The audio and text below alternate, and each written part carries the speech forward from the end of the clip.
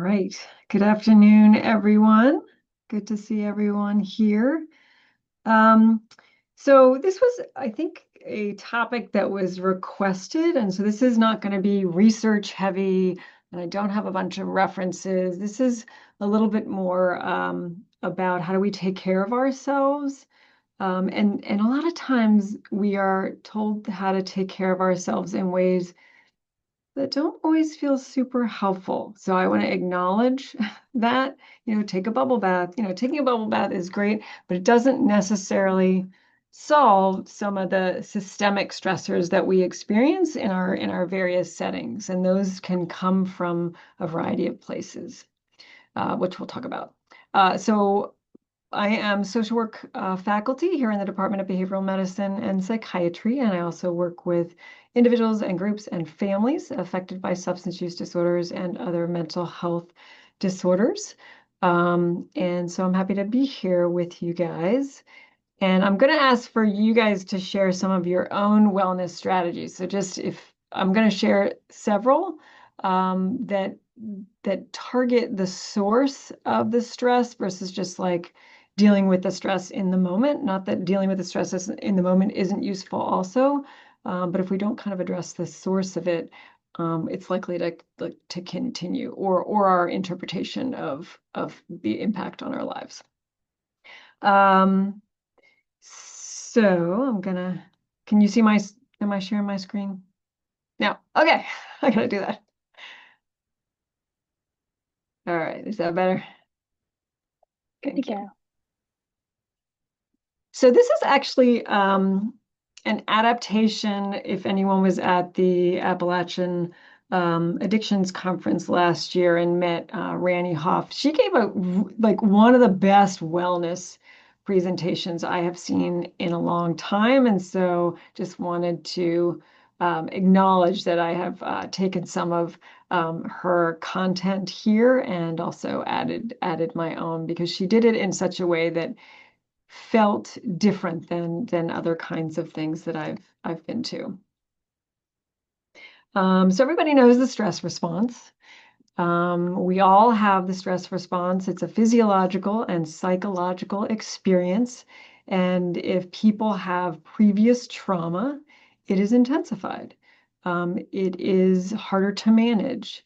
And so many of us are drawn to working with people with mental health disorders and substance use disorders because of our own experiences. And so in some ways, we as healthcare providers are a little bit more vulnerable to a stress response, not to mention stress is accumulative. So we have the fight, flight, and freeze and fawn response. So fawn is a relatively new phenomenon that it's not new, but it's newly being talked about. And that's really where people go into that people-pleasing response of like, oh my gosh, my something is threatened here, usually a relationship, and then people fall all over themselves to make up for something which may or may not be their responsibility in response to the threat of withdrawn affection or relationship. So that is another experience I want to acknowledge. So this is many different organ systems and bodily functions are affected when we are stressed. For most people, and we do this with our patients, we ask them to identify where they feel it in their body. So for a lot of people, literally people, when they feel the onset of stress, they feel it in stomach upset, indigestion, diarrhea. That's often really common, like the bowel, the digestion. Some people it slows down, some people it actually speeds up. Cortisol and all kinds of hormones get released, and then it affects the organs in the body. And chronic stress puts a particular toll on these kinds of organs in the body. And we all have stress. The idea of a single episode of stress is, say, you have a bear that comes into camp and threatens your food source. And so you have this peak of stress, and then the bear leaves, and then you clean up the mess, and you turn to your friends, and they're like, okay, well, let's pack up and head home. And the stress subsides. So single episodes of stress occur, but for many of us in stressful jobs or who have stressful lives, the stress cycle looks a little bit different. And it's constant. So traffic, if traffic causes you stress, it is now. School is back in session and you are stressed because you have a completely different drive, especially in Morgantown, than you may have a month ago. And so when we have these like stressors that build on each other from the drive to when I walk in the door and something happens at work that stresses me out, and then I have a fight with a colleague that stresses me out, and then something doesn't go according to plan, and then I miss my lunch. Like this is just like the building, and you never return to baseline. And so our system, physiologically and emotionally, is under chronic stress. And in the work we do, there is some of this. So we may have all of this stuff in the background, and then we also have the work we do. And I love this quote, like no traditional amount of self-care, and we all talk about self-care, is going to help you prevent secondary trauma that we get by listening to our colleagues and our colleagues who are experiencing secondary trauma, if we're supporting them as well as listening to our patients, unless we deal with the stress that bearing witness to other people's suffering produces. So, I mean, my day started out listening to a supervisee's stressful situation. And that so I'm an empathetic person, like I could feel how hard that was for her to tell me about. And then it went into, I had to testify in court right after that, which was about the most stressful situation that I've been in at work in relation to a patient in many months. Testifying in court, it was over the phone, but is one of my least favorite things to do. And it was horrible. And I was basically grilled and told that I was a terrible therapist by the judge, in my opinion. So that was by 11:30. That was my day. And, and various other stressful things have happened. And so there's a build. And I'm sure many people sitting here right now have had other stressful things happen in their day. And unless we kind of deal with the source or our reaction to the source, it doesn't necessarily go away. And so we're going to talk about some different ways to, I mean, there's mindfulness. We certainly talk about mindfulness with our patients as a way to reduce our baseline stress, to kind of get a break if that works for us. These are some additional suggestions that are about thinking about the things that are causing the stress in order to reduce it by changing our relationship to it. So these are some tools. I'm going to talk about 10 different tools, some of which are going to be familiar to you guys because they're kind of an adaptation of mindfulness-based interventions, and some may be new. And then I want people to share whatever they might have that they use as well. And the things I love about these kinds of tools is we can learn them ourselves to reduce our own stress and increase our own self-care. And then we can also teach them and literally practice them with patients. When I first learned mindfulness, that was one of the things I loved doing. Was when I practiced it with patients, I was doing it with them, and so I got better at it through teaching it to them. And so I think the tools for self-care and stress reduction can work in much the same way. And it helps if you've experienced it yourself, including like this one didn't work for me, or I had to do this one a couple of times before it worked for me. And then really it's a much more authentic experience when you try and teach it to someone else. So we're going to go through each one of those. So the systems check, like a body scan. So a body scan is similar to this. Our body holds stress. Our body holds stress in ways that are nonverbal. And so we can't always put that into words. Many of us who have experienced chronic stress or trauma have learned to ignore our bodily sensations in order to manage stress. And so when we get back connected to them, it can be uncomfortable because it has served us under certain circumstances to ignore our bodily sensations and the messages, the warning signs that our body is telling us. Frequent system checks can actually can help us get reconnected to how am I feeling. It means disengaging from the task at hand and turning inward, which sometimes we feel like I don't have time to do that, which may be true. And can we figure out how to make the time, even if it's 5 minutes? And that can make the connection between our brains and our bodies come back together. And sometimes it's really just like having a conversation with yourself. So, what am I feeling in my body? Why are these sensations happening? What is it coming from? Do I need to do anything about them? Can I do anything about them? So I am, for people who know me, I'm really bad about going to the bathroom. One of the ways not to have to go to the bathroom is to not drink any fluids. This is not good for my body. So this is actually a habit that I have gotten into that's terrible for my body. And I recently had to go on a liquid diet for a day, and I was like, oh my God, I have to go to the bathroom so much. And it reminded me of like what I do to myself to manage my time in an extremely unhealthy way. And I have the ability to change that. I don't have to do that. And so sometimes things like that can increase our awareness of some of the unhelpful strategies that we're using.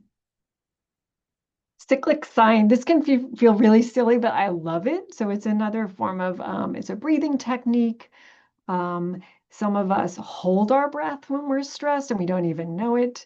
But this is like a recalibration of our breathing. And literally, it can take 2 minutes to do. And so it's really a combination of changing the rhythm of your breathing. We know that this downregulates your nervous system and literally can change mood, as well as things like blood pressure and heart rate. And so you inhale through your nose, a regular breath, in through your nose, a shorter breath, exhale through your mouth. This can take all kinds of forms. So most people are familiar with box breathing, or anyone who does yoga, breathing in through your nose and out through your mouth, or in through your nose and out through your mouth, but a more forced breath like Ujjayi breath. So we can play around with whatever works for you. Some people like counting their breaths. Some people that makes them more anxious to count their breaths. But cyclic sighing or some kind of breathing exercise is again, very quick thing we can do at our desks to sort of downregulate our nervous system. This is the visualize a whack-a-mole. So sometimes visualizing our stressors and pretending to hit them with a mallet can be helpful. Some people have do this physically, and so the engaging in the physical hitting of something with it can be a mallet or it can be something softer than that, so you're not hurting anything in your office, can be a way to expend energy. And the visualization is the strategy in combination with the physical force of hitting something. So just like a little, we're going to move into some of the emotion regulation ones. So emotions one-on-one. 101 is we are not our emotions are not facts. And they're ours and they're neither right or wrong. Again, this is things we all know, and it's things we often tell our clients, but sometimes we don't always apply them to ourselves, especially when we are stressed out. And so we resort to some negative habits that we may have learned before we were providing support to other people or in our childhood. So we know that we can bring our emotions under control. And just like pain and stress responses, our emotions are our brain's way of communicating. So to push them down, push them away, ignore them, stuff them, is not helpful in terms of hearing that communication from our brain and our body. So some particular tools, the feelings wheel. So I just started working with adolescents again after a long reprieve, and I love the feelings wheel, and they really like the feelings wheel. So being able to kind of see what those core emotions are, which are really in the center of the wheel: bad, sad, surprised, happy, fearful, mad, and disgusted. And then the feelings that are associated with each of those core emotions. And naming those emotions can be very helpful.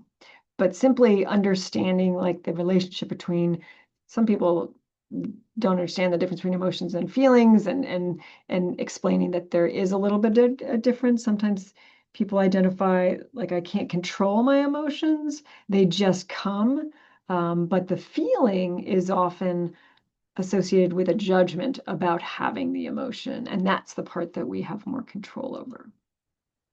So this is just a little bit of a definition of the differences: emotions being short-lived reactions to specific stimuli, versus feelings are more subjective, and influenced by our beliefs, and the interactions that we might have with others. So naming our emotions, we know that this is a strategy for emotion regulation, and we can do this ourselves. So for example, after I testified in court this morning, I did not have time to do this, but I'm going to do this later today, and I need to process it with someone because it was a horrible experience, and I had, I don't know, probably 15 emotions about that experience, and it will, if I don't process that, it'll like follow me through the week. It will bubble up at inappropriate times. We've all experienced this. And so it's really important that I work through it before I can then engage most effectively in my day tomorrow in working with people. Because part of what I felt was that I had betrayed my client because I had to tell the truth. And that in some ways felt like a betrayal. And that's probably one of the worst feelings that I can feel in a therapeutic relationship, that I caused a betrayal. I have no idea what they experienced because I was not able to speak with them. But that is like fundamentally damaging experience to have had. So being able to process that and name the emotions can help me regulate that. We often have a really limited vocabulary, and our clients can sometimes have a limited vocabulary. So broadening our vocabulary around these can really help too, and inspire curiosity versus judgment, or shame. That sometimes we call what we tell, how we judge our emotions to be meta emotions. So I felt guilty, and then I felt like I was a terrible person, and then I felt, all these other things that we piled on top of that one emotion that actually make it worse. Cultivating an awareness of that negative inner voice. So sometimes that's a voice of invalidation, or, finger pointing, or shame, or blame. First of all, we have to be aware that it's there. We have to be aware when it's happening, and what does self-validation look like as compared to invalidation. So has anyone ever told themselves, I shouldn't feel this way? Many of us have told ourselves that. Many of us have been told you shouldn't feel that way. And sometimes that's not even, people aren't even trying to be mean to us. It's in kind of our way of relating. People are trying to make us feel better when they say you shouldn't feel that way. But that's not the effect that it really has. And certainly not when I do that to myself. My feelings are wrong about this situation. There is no wrong way to feel, would be the self-validation version. It's not a big deal what happened to me, which is invalidating, and then validating really being, I'm allowed to feel whatever I'm feeling. And if that's confusion or anger, or upset about what happened, that's acceptable. Other people have it much worse than me. Sometimes this is a strategy for people to get out of a place of feeling like a victim. And it can, but it needs to be used with a little bit of discretion, because it can also be invalidating. So if it's hard for you, it's hard for you. It doesn't matter that it may be hard for someone else as well, or they may have things that are harder in their lives. Sometimes I think I'm just too sensitive. My feelings matter, and I will listen to what they are telling me. So welcoming in all feelings. We don't have to act on those feelings, but we can make sure we're attending to them and listening to them. Next one is open door, free flowing writing. So for people who are writers, this is really like a stream of consciousness. Some people like to start with a prompt. We certainly encourage our patients to write. Journaling is certainly a tool that we encourage people to do. We know that when we process experiences through writing, it is different than processing experiences through talking about it. And so both and are effective. Some people love to write, some people don't love to write. So it really depends on people's preference as well. So this one I think is really cute, which is the asking why 5 times. So starting with a specific feeling. So why am I feeling angry about that? And then when you get the answer, say, because that person offended me. Well, why did that person offend me? Because they were having a bad day. Well, why were they having a bad day? Because they had some, negative experience the night before. So sometimes if you drill down with this why reflection exercise, we can arrive at compassion in a way that we're not able to get there when we're just focusing on the anger. And that can really put us in a very different place with regard to a stress response than if we get stuck in anger. The mind place. So this is another visualization. And the idea about visualizations that we don't often, or I sometimes forget, is like, I need to work on them before I need them. So people who do EMDR are pretty familiar with the safe place. So that's one version of a visualization, is to help people visualize a safe place. And you do the practice of creating this visualization before you actually need it, so that you can go there when you're having a particularly stressful day or having a stress response, and it's like there for you and it's all fully developed and you can get there very quickly, versus having to develop when you're in the middle of the stressful response. Idea is to be as detailed as possible. For people who like to draw, they can certainly draw this place, but the visualization is a different kind of brain activity than the drawing activity. And then this one of you can't stop the waves, but you can learn to surf. So the acronym is RAIN. And again, kind of an emotion regulation strategy of recognizing emotions and feelings, allowing them to happen without judgment, investigating with further reflection, and then nurturing with that self-compassion. Then you can combine them. So you can do one or more at one time. Again, for people who have particular training in mindfulness, this probably comes very naturally. Many of these are kind of foundational mindfulness activities.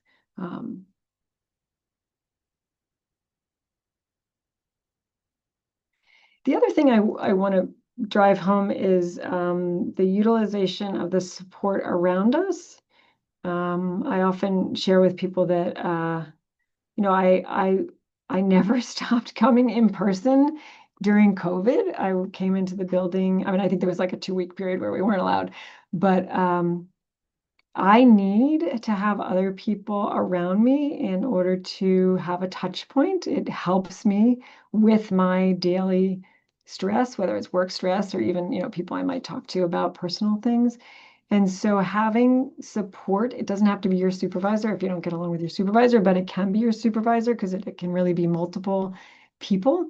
Having people understand what your work life is like, and having a support team at work. Sharing about secondary trauma is really important. So that can be safe to do if you have a good supervisory relationship with your supervisor.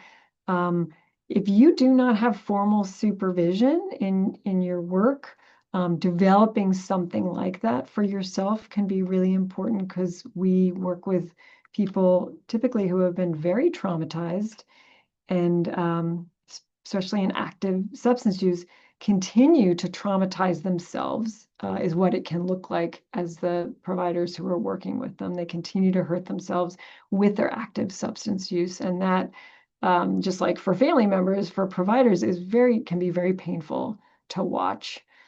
Um, and needing support around that experience.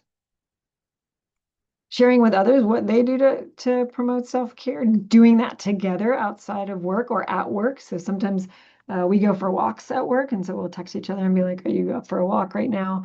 And that can be helpful. Celebrating successes. Sometimes we focus on the stuff that's going wrong, and it's really important to celebrate those successes that we have.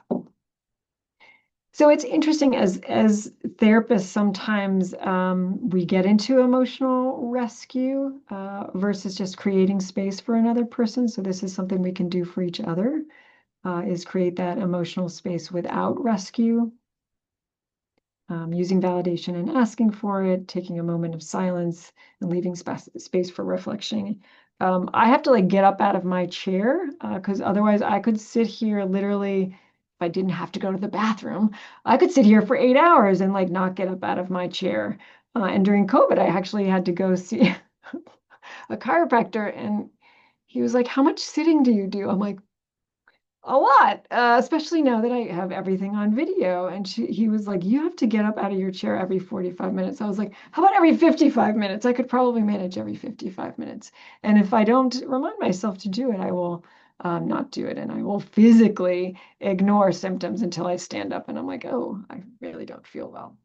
So I'm definitely one of those people who um, have to remind myself because I'm really good at cutting off from my physical body. It's just something that worked for me at one point in my life, and it no longer works for me. And I need reminders. I know people set reminders on their phones to like get up out of their seat. That's a great idea. Um, and then the idea that we can teach this to patients, I think we're much more effective at teaching them to the patients we work with when we practice them ourselves. And also admitting, like I'm doing here today, that we're not always really good at it. And it absolutely takes practice, and it takes like conscious awareness and reminding ourselves, even though we know it, doesn't mean we do it. Those are really two different things, which we know from working with people with substance use disorders. Usually people are very aware that their substance use is a problem long before they actually discontinue use or seek treatment. So I'm going to open it up to see if anyone has any strategies or tools that they regularly use and would be willing to share.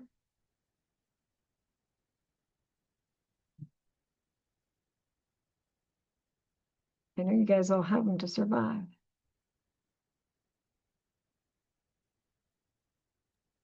I am definitely one that does reminders as well for getting up.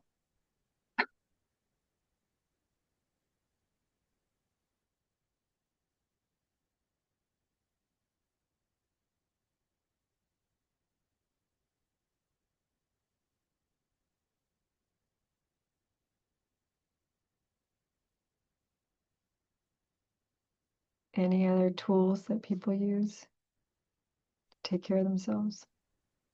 One of the things that I like to do is I give myself, and this is really hard for me, but I give myself permission to rest.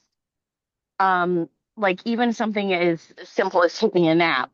Oftentimes, like I feel like I have to qualify why I'm taking a nap, or I have to like reach a limit. Like if I do X, Y, and Z, then I can take a nap. But if I'm tired, I deserve to rest. And so, like making sure that I'm actively taking time to rest when I feel like I need to rest. And again, this is way easier said than done, because there's a lot of guilt and shame tied with all of that, especially as like many of us have worked through COVID. Many of us are natural givers, and so like making sure you're consciously aware and giving yourself kind of that permission and allowing your body to listen to your body and allow it to tell you when it's time to rest. And so that's a practice that's really, really, really helped me over the last year or so. And so backing that up, any strategies for giving yourself permission? Well, it's also kind of two-tied because am I resting to avoid or am I resting to tire because I'm tired? And so like really thinking about that and contemplating, um, is this something that I'm feeling in my body and really kind of checking in with our body because like you said earlier, like our bodies will tell us. And so really checking in and listening to our bodies when it comes time to rest. And so like, okay, I'm gonna, if I'm tired, I'm just gonna go into my bedroom, like do some kind of restful, like be in a restful kind of environment. And if I fall asleep, I fall asleep. If I don't, then I'll get up in 15 minutes. Like just showing up and giving my body that opportunity to rest. If I fall asleep, it is what it is. Just kind of like allowing and making sure that I take the space and make the space. So, sorry, my chickens are out. I'm outside. Um, and so, like, making sure that I take that active, I'm become an active participant in rest versus something I need to do versus something I want to do. And I recognize my own privilege in saying that and that opportunity to provide that rest. And I know that that's something not everybody can do or afford to do, but it's making sure that I'm really actively participating in rest. Yeah, My loud chickens just showed up. So, we love that. We love that you're outside. Thanks, Sarah. Any other tool strategies that people use?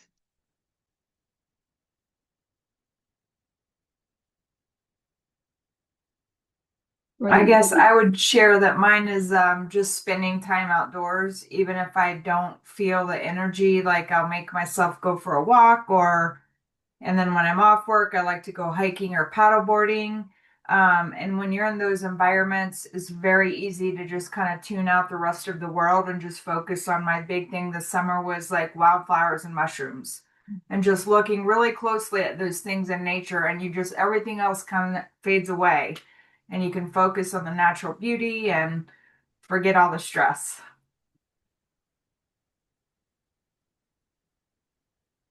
Yeah, absolutely, Alicia. Thank you.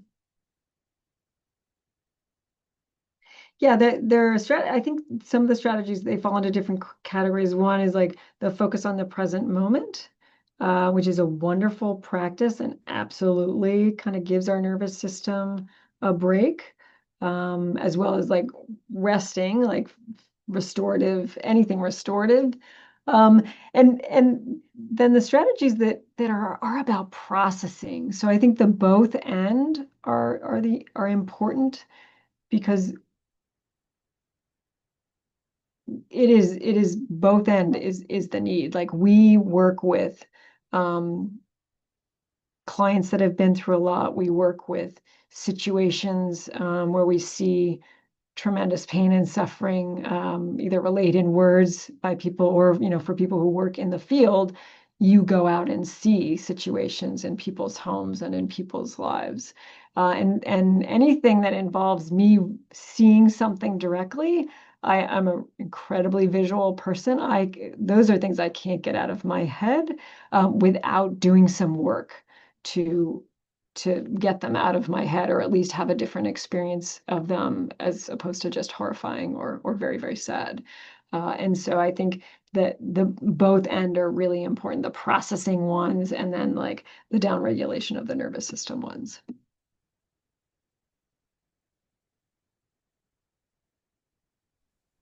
I didn't realize how much stress that you carry in your body until like you do the whole body thing where you like, all right, now I'm focusing on my shoulders and they just like relax. And then you focus on your arms and your hands and you don't think you're tense. And then you can feel your body just like giving out. Yeah, and it's amazing that giving attention to each part can allow it to relax. So even a moment's attention can kind of give it permission. Yeah, and we block it out.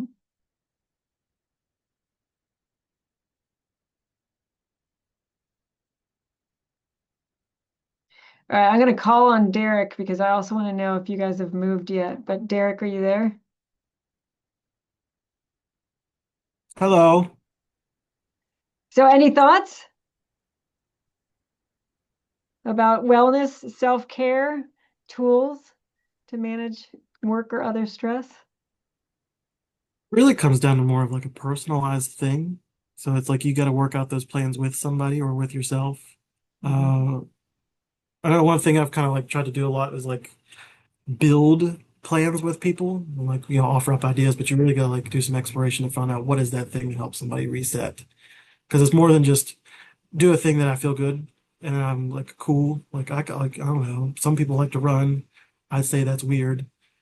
Um, but something that's like, when if an introvert is able to recharge their batteries by not being around somebody for at least 60% of the time, and extrovert gets their energy from being around people and socializing, self-care is kind of the same way of like something that's going to give you enough to feel like you can take on more, Mm-hmm. Yeah, and that's but where, without becoming a chore itself. yeah, practicing or encouraging our clients, if we're sharing it with our clients, that not all of these are going to work for you. You got to practice it and come back to me and tell me if Right. it worked. Feedback, exploration. Yeah. Have you guys moved? Oh, this is the same dirty blank wall. Okay, I just wanted to check because I was hoping you had, but okay. Um, I'll have to we're announce very it. close. Okay, good. You'll have to announce on here when you move. Thank you. Thank you.